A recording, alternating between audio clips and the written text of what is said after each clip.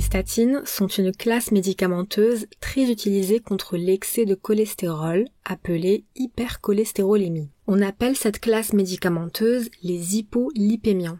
Nous allons commencer par voir dans cette vidéo ce qu'est une statine, et puis on va parler de leurs effets indésirables. Sachez que j'ai déjà fait une vidéo sur les hypolipémiants en général, car il y en a d'autres en dehors des statines, si ça vous intéresse. Mais là, on va se concentrer sur les statines. Qu'est-ce qu'une statine ? Ce sont donc des médicaments utilisés pour faire baisser la cholestérolémie, qui est le taux de cholestérol dans le sang. Leur indication est l'hypercholestérolémie, mais également la prévention cardiovasculaire chez des patients à risque élevé. Par exemple, pour une personne qui a déjà eu un épisode d'infarctus du myocarde et qui est à risque d'en refaire un autre. Ils sont très faciles à reconnaître par leur nom car ils ont tous le suffixe statine, comme par exemple l'atorvastatine, simvastatine, rosuvastatine et fluvastatine. Leur mécanisme d'action exact consiste en l'inhibition de la synthèse de cholestérol en bloquant une certaine enzyme, qui est l'HMG-CoA réductase. Donc, ils empêchent cette enzyme de fonctionner, et elle est justement responsable de la synthèse du cholestérol dans le corps, comme vous pouvez le voir ici. Sans cette enzyme, il ne nous est pas possible de produire du cholestérol dans notre corps. Il faut savoir que notre cholestérol provient de deux sources. La première est alimentaire, dite exogène, donc on peut l'obtenir en mangeant des aliments riches en cholestérol comme la viande, et en particulier la viande transformée, à savoir la charcuterie, le foie gras, mais aussi les fritures, le jaune d'œuf, etc.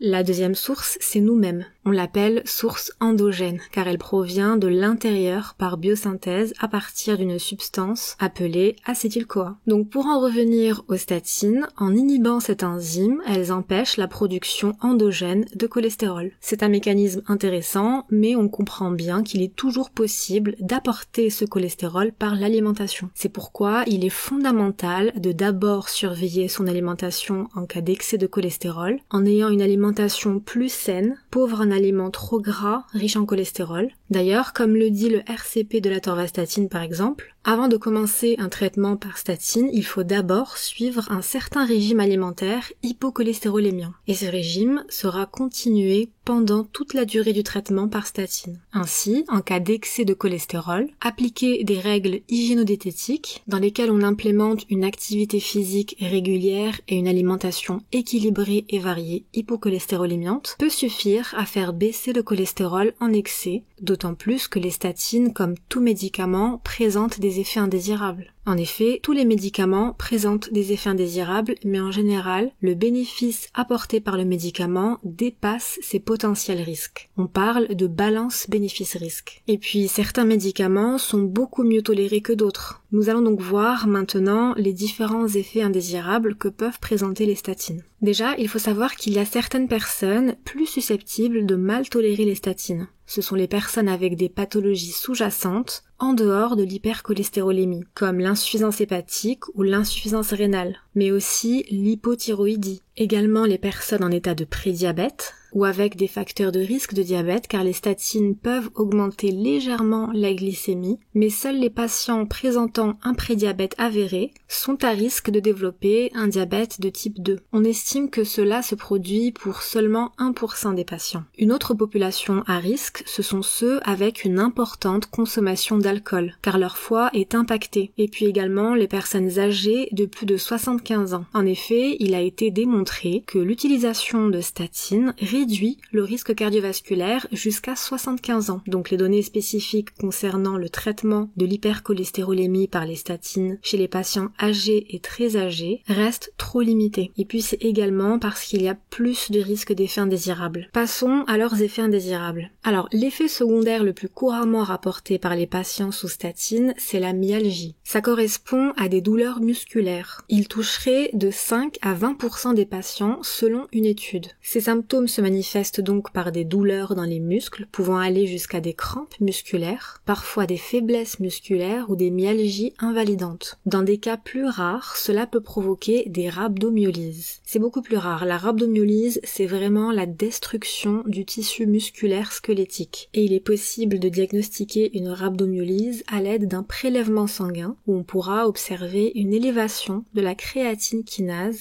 notée CK, qui va être en général 5 fois supérieure supérieure à la valeur normale. Cette CK, créatine kinase, c'est en fait un composant intracellulaire qui est libéré lors de la destruction des cellules musculaires. Et si ce n'est pas pris en charge à temps, ça peut mener à des troubles rénaux. C'est un effet dose dépendant, donc plus la dose sera importante, plus le risque qu'il survienne va augmenter. L'autre effet indésirable fréquent des statines, c'est l'atteinte hépatique. Il est fréquent d'observer des anomalies des tests sanguins de la fonction hépatique. Une hépatite peut survenir, mais c'est peu fréquent. L'hépatite, c'est une inflammation du foie, et là, on pourra observer dans les analyses sanguines une augmentation des transaminases qui sont les alates et azates. Ce sont des enzymes présentes dans les cellules du foie, et quand elles augmentent dans le sang, ça indique une souffrance hépatique. Les cellules hépatiques détruites vont libérer ces enzymes dans le sang. Dans de rares cas, il peut survenir une cholestase. Ça correspond à la réduction ou l'arrêt du flux biliaire. Donc cet arrêt du flux de la bile va causer une augmentation de la bilirubine conjuguée dans le sang, pouvant aller jusqu'à la jaunisse ou ictère. J'ai fait une vidéo sur la bilirubine où j'explique tout ça en détail si ça vous intéresse.